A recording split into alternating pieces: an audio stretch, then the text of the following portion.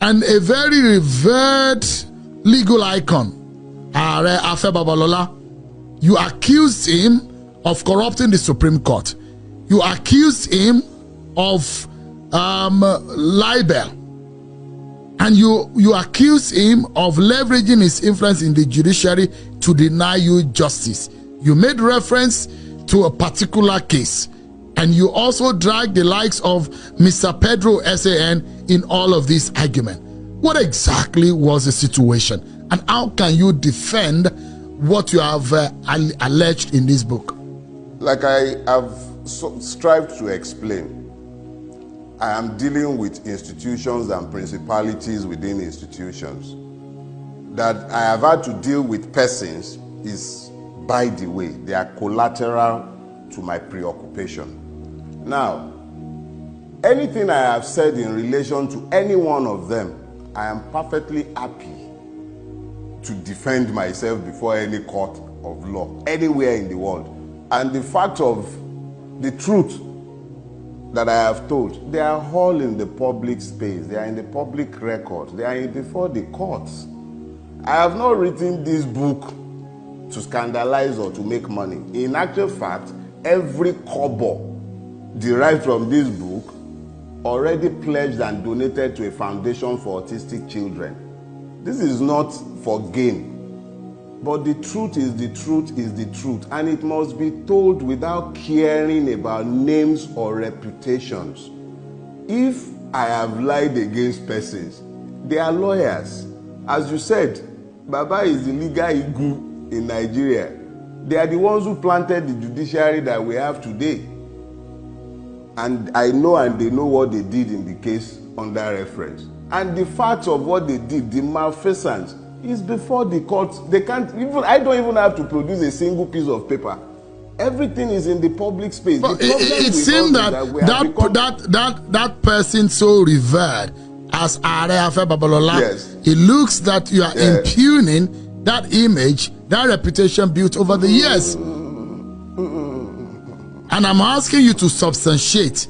Tell Nigerians on this platform what exactly was the case. How did he deny you justice through the system? Sheon, Mr. I wrote a book deliberately setting out the facts. I have also been very deliberate in my presentation and speaking about the book since I wrote it, to make sure that nobody is able to say that I have written the book with the intention of scandalizing persons.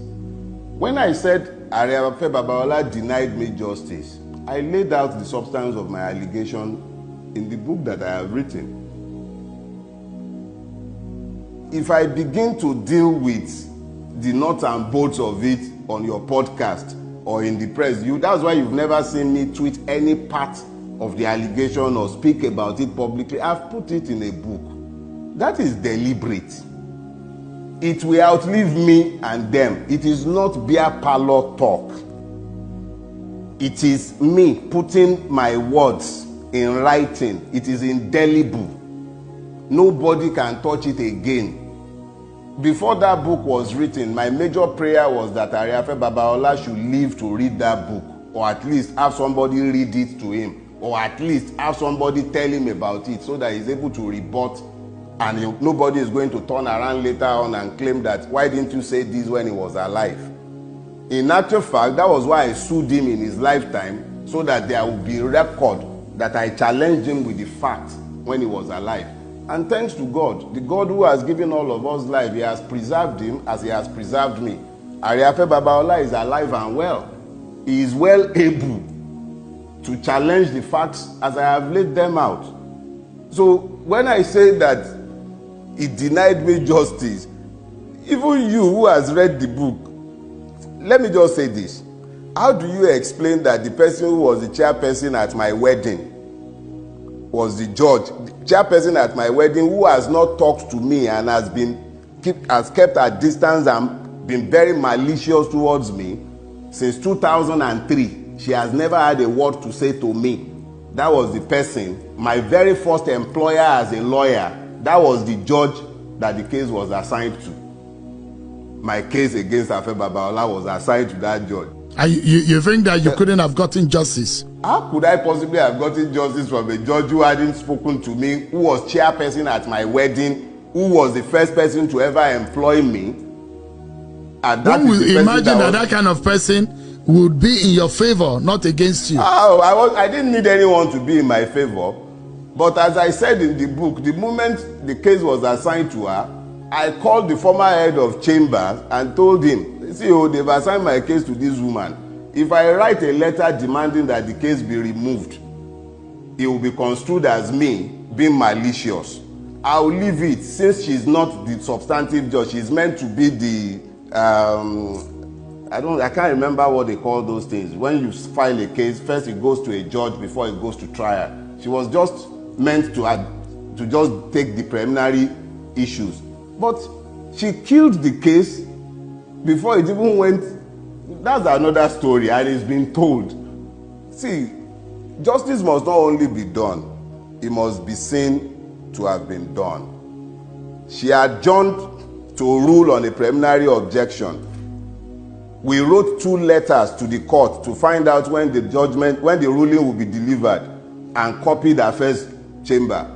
Nobody ever responded. 9 months after her adjournment, she delivered the ruling without even informing us. We just happened to be in court for something else, and we realized that she had delivered her ruling without ever informing us. I have provided more. Look, my own is this. Before the book was written, I was pressured. I was under a lot of personal pressure that I must write this book and it must be in the public space, because none of us will live forever. Now I have written this book. Those who feel aggrieved by the book should do me the favor of suing me. I have not whispered in a beer parlor. I did not talk in some back room somewhere. I have written a book. It is in the public domain. If they are aggrieved, let them go to court. Maybe everybody, they tell us in Nigeria, go to court.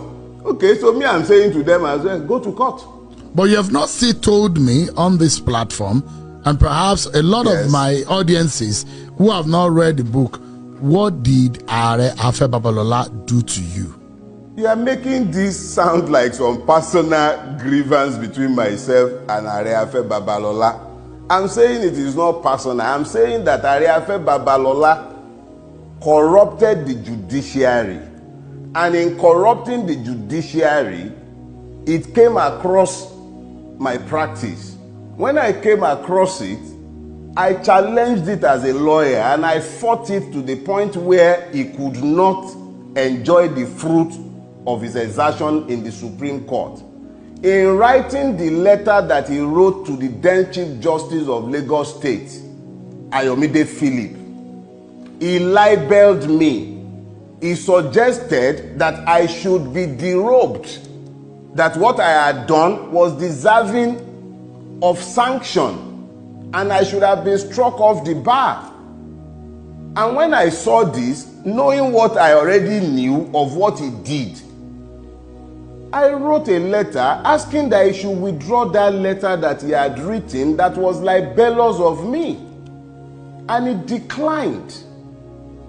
Arrogantly so, he declined. And I sued him for libel.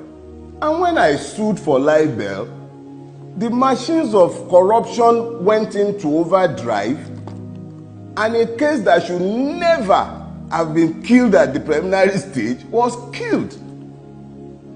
Everything about the case, the judge to whom it was assigned, the manner of the handling of the case, 9 months after it was adjourned for ruling, 9 months, the procedures are clear, it shouldn't be longer than 3 months. 9 months without informing us, in spite of the fact that we had written 2 letters to request to be told when the ruling will be delivered.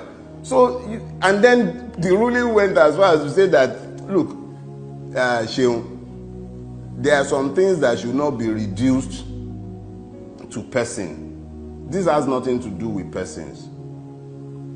If Areafe Babalola was the only person who is licensed to enjoy that level of impunity, that's different. It's not about him. It's a system-wide problem. You simply can't get justice from the system.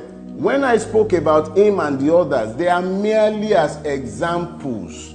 He has nothing to do with persons. I don't know him as a person beyond what I have described. I think I've only ever set my eye on him once in my entire life. I described it in the book. It was at Heathrow Terminal 5. That was the only time I ever saw him in my life, and it was before this occurrence. So it's nothing personal. But if persons have perpetrated evil and they have reinforced it and built a system that is as patently evil as the one in which we are living, it becomes the duty of the conscious. If you are conscious of that evil, you must speak against it. If you don't speak against it, you are helping to normalize it. So when the United Nations is speaking about corruption in the Nigerian system, when a judge is appointing his son, his daughter-in-law, when the entire system becomes as prebendal as it has become, it becomes easy for persons to influence things within the system to the detriment of those who should be citizens. So I'm not speaking about persons. I loathe to speak about persons. But when I am compelled to speak about persons in relation to their impact on the system and as types, I have no choice. I have no choice. It is whether what I have said is the truth or not. That should be what counts. It's not about the person. I don't care about names. I don't care about whether the person is 100 years old or 10 years old. It is about what level of respect have you earned. What is the value of the life you have lived? Do you think that there is some kind of cultic arrangement within the legal profession that drags the judiciary by the jugular, such that there are some persons within the legal profession that get justice the way they want? Because in some of your explanation, it does look like there is a class of lawyers or a class of persons within the Nigerian legal practice that gets whatever they want in the courtrooms. The Nigerian judiciary is not different from any other aspect of our society. What you find is that, okay, look at Ariwola, for instance. A man is the Chief Justice of the Federation. He makes his son a judge of the Federal High Court. He makes his daughter-in-law a judge of the Federal Court of Federal Capital Territory. He makes his brother Auditor General, Auditor of the Nigerian Judicial Council. Another family member became a judge of the Court of Appeal. When you have these egregious abuses of the Judicial Code of Conduct, when families, when they have more or less turned judicial appointment into a family inheritance, when it is the girlfriends and wives of politicians that become judges and justices, what you find is a replication of what you have in the police, in the custom, and in every other aspect of our society. So it is not as if there is a special cult in the judiciary or at the bar. No, not necessarily. It's the same Nigerian factor of not holding people responsible for their actions, of a system that is not designed to enforce the rule of law. It is that same system that you are seeing at work in the judiciary. It is just that its effect on the judiciary is by far more ruinous than everywhere else, because the illusion of justice has been eroded. There is no longer any illusion that there is justice. Everybody now knows that you are not going to get justice from. How do you expect to get justice from a court that is constantly doing all kind of somersaults? So it's not about a court somewhere. If there is one, I'm unaware. But I do know that with every other Nigerian thing, when some people have conquered a space as though it were to be a territory, you then find a succession of their children, their friends, and assigns being placed in offices, and the person who has appointed you, to a very large extent in a prebenda system, gets to dictate what you do. So we've managed to evolve a judicial system that works to deliver justice to the poor and to the rich and powerful, but only judgment gets to the poor. So the poor will end up in prison, the poor will end up with the heavy end of the stick, but the rich, they get justice delivered faster. If an emir wants to sue now, he will sue and they will deliver judgment within 1 week. That's why you ended up with the madness in Kano. But if a poor man needs justice delivered quickly, he's still in court for the 4 years, like I have been in court for 4 years, and I'm not exactly poverty-ridden, and yet nobody has heard me. So what kind of judicial system have we built? So it's not about persons, it's not about court, it's a reflection of who we are as a society and what we have done to our justice delivery system. It's nothing to do with any court, it's our society. There was something you said which came out to me. You said Nigeria, I'm quoting you, Nigeria and its criminal justice system are one of the most violent injustices that I have ever seen coming out of that Supreme Court. Came from a panel on which this particular justice sat twice. I'm talking about Justice Ariwola. But a lot of encomium has been on him as he bows out. President Tinubu stated that he was selfless, hardworking, and dedicated. Don't you see that your opinion of the CJN or the retired CJN differs from that of the president or some section of the Nigerian public? When hagiographers presume to write history, they dress the subject in borrowed gowns, and then sometimes they steal crowns to wear for the subject. These people who are expressing all these opinions of Justice Kayode Ariwola and talking about how selfless he is. How selfless is he when he was appointing his son a judge of the Federal High Court against the clear provision of the Judicial Code of Conduct?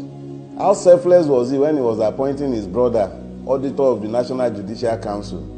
So I'm not going to, like I said, it's not personal. So when they are busy eulogizing him and talking about how selfless he is, let them remember that the history on paper, the facts suggest the exact opposite of what they are saying. But like I said, I have nothing personal against Ariwola as a man.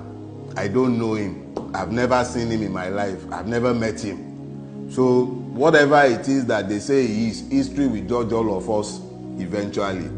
History would decide whether a selfless man would appoint his son a judge, his daughter-in-law a judge, his brother auditor, another cousin, justice of the Court of Appeal, under his watch as the Chief Justice of the Federation. So me, I'm not going to join issues with his judgment by history. I've written what I know of him, and that was what I found in coming across him as a public servant.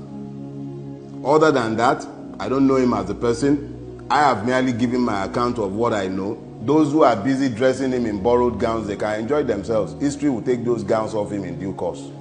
Coincidentally, there was a matter in court with the former Minister of Finance, Kemi Adeosun. And it looked to me that this is yet another kind of frustration that you express in this book about the state of our justice system. How sad do you think this scenario for you based on how you express it in the book? Mike, I had a case.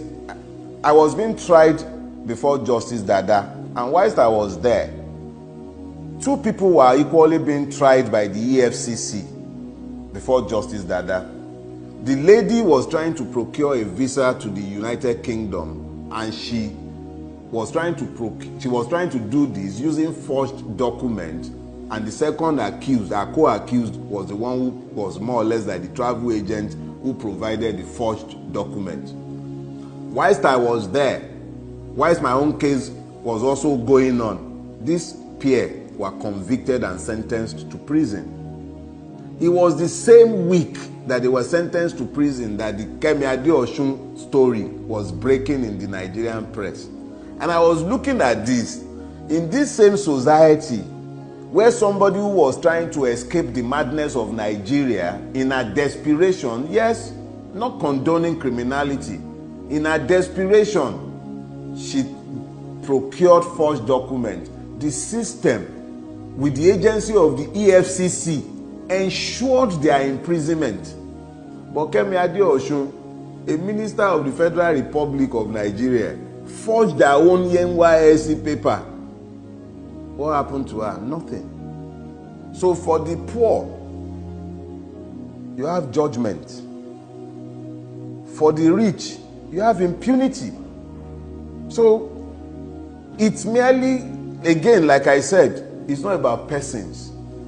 As you can see, I cannot even remember the name of the victims. They are without names. I just remember that it was another Nigerian, male and a female, and they were victims of the system. The same system that criminalized them, forced them into lives of criminality, was also very effective in ensuring that they were punished. But someone like Kemi Adeosun sat in the office of the Minister for Finance in this country, doing so with forged NYSC papers, and nothing happened to her. There is another story I told in there of a gentleman I went to law school with. He was convicted of a misdemeanor in his undergraduate years in the UK.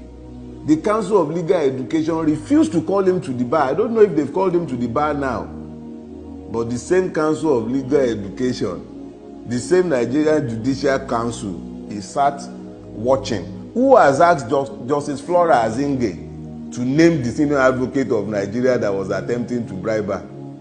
Up until today, nobody. So it's painful, but the reality is that Nigeria is not blessed with a justice delivery system. There is none. The sooner we all wake up to the reality and just admit to our problem, the better for all of us. So the question, because in all of this, you've established and you've shown some of the practical, you are not talking about things that you plucked from the root. You are talking about your personal experiences in the Nigerian judiciary, in your own practice.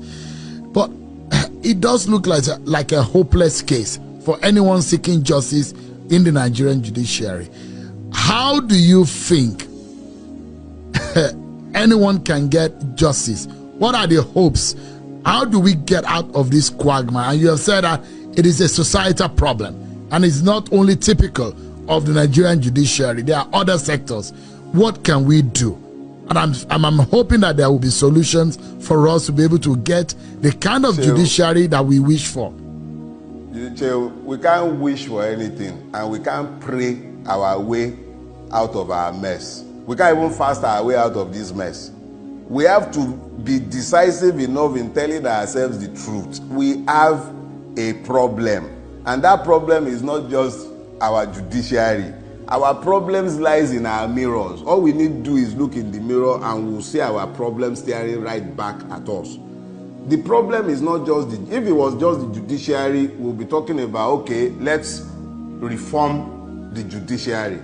But when you are done reforming the judiciary, what are you going to do about our legislative arm? What are you going to do about our executive? What are you going to do about our police? What are you going to do about our customs? What are you going to do about we ourselves, our society? Ghanaians will not people any of our sectors. We are the ones who will still people it, and the question is, what have we done with it?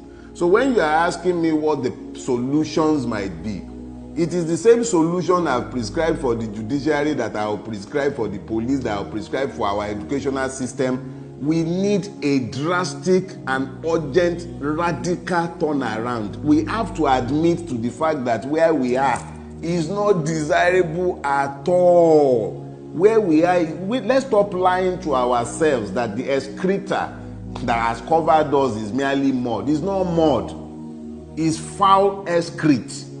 We need to admit to it first. If we are going to walk away from it, we must admit to the undesirability of our situation. So the only thing that will save Nigeria, whether we like hearing it or not, there has to be a revolution of our minds before we can even talk about a revolution of our systems. But the system itself is what has conditioned all this to be happening, because there are no consequences for bad behavior.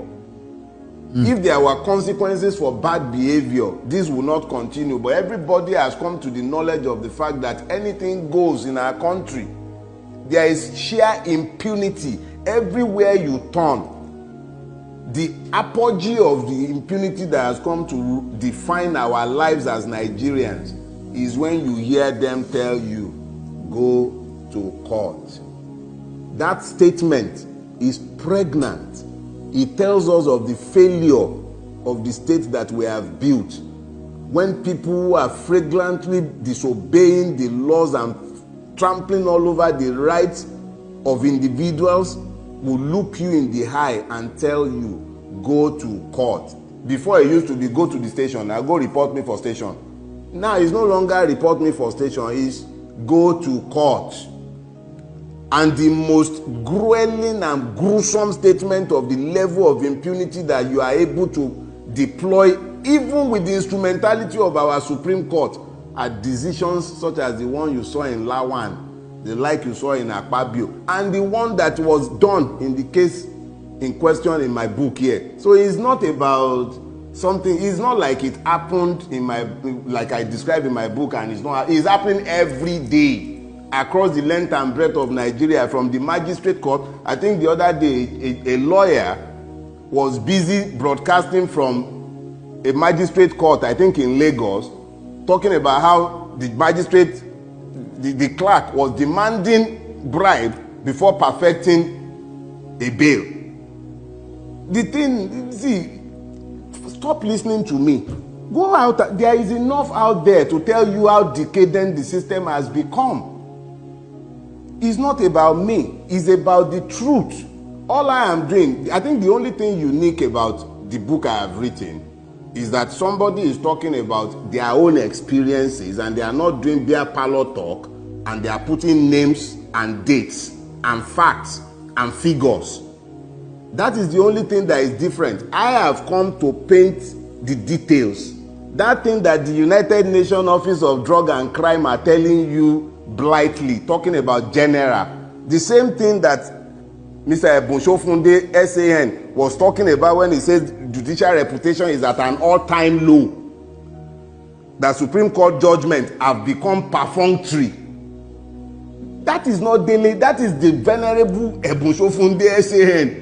Do you know that man is a doyen of our profession? Mr. Farotimi, language. Mr. Farotimi, can we expect any, if Justice Kekere could decide to take bring out some very major judicial reforms, do you think we can see some kind of changes? And if there is a possibility, what kind of judicial reforms can you see? We've seen a 300% in the rise of pay to judicial officer. Is it a good way to start in reforming the judiciary and ridding it of corruption? You cannot have a judiciary of saints and angels if you have a country peopled by those who have no respect for the law, for justice, or for equity. It is impossible to have a judiciary that is free of corruption when every other aspect of our society is as debased and corrupt as it is. When there are no consequences for actions, people are going to continue to misbehave. So if we're talking about reforms, the reforms cannot be solely about the judiciary. It's a society-wide thing. But if we are focusing on the judiciary, you have to take a look at the process of appointment. If politicians that we have all universally agreed are largely corrupt and crooked are the ones who are appointing judges, what kind of judges do we expect them to appoint? The judges are bound to be reflective of those who are appointing them. So you need to first of all look at, one, how are you recruiting your legislators? How are you recruiting your executive? Because they are the ones who end up influencing the appointment of judges. How are you doing this? So you cannot retain this decadent system as it is and then be expecting that the judiciary would, by some magic, be different from the rest of the system that has produced it. So, talking about the judiciary, yes, we can talk about it sectorally, but it does not change the fact that it is merely a reflection of the society in which it operates. It is part and parcel of our society. Let me